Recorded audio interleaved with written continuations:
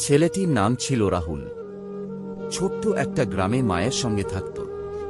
বাবা মারা গেছেন অনেক আগেই। মা অন্যের বাসায় কাজ করে কোনোমতে সংসার চালাতেন। রাহুল খুব মেধাবী ছাত্র ছিল, কিন্তু অভাব সবকিছু ছাপিয়ে উঠতে দিত না। স্কুলে যেত পুরনো পোশাকে, ছেঁড়া ব্যাগ কাঁধে। তবু তার চোখে ছিল স্বপ্ন, একদিন শহরে যাবে। একদিন স্কুলের এক শিক্ষক তার মেধা দেখে বললেন, তোমার জন্য আমি শহরে একটা বৃত্তির ব্যবস্থা করব। রাহুল চোখ মেলে তাকায়, প্রথমবার বুঝল হয়তো তার স্বপ্নটা সত্যি হতে পারে। বছর খানেক পর রাহুল সত্যিই শহরে চলে গেল।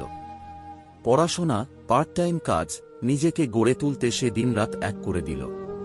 কিন্তু মায়ের সঙ্গে যোগাযোগ আস্তে আস্তে কমে গেল। ফোনে সময় পাওয়া যেত না, কাজের চাপ অনেক।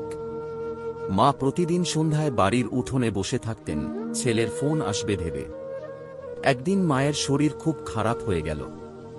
গ্রামের এক প্রতিবেশী রাহুলকে ফোন দিলেন, তোর মা আর নেই রে, গতকাল রাতে মারা গিয়েছে। রাহুল ছুটে গেল গ্রামে।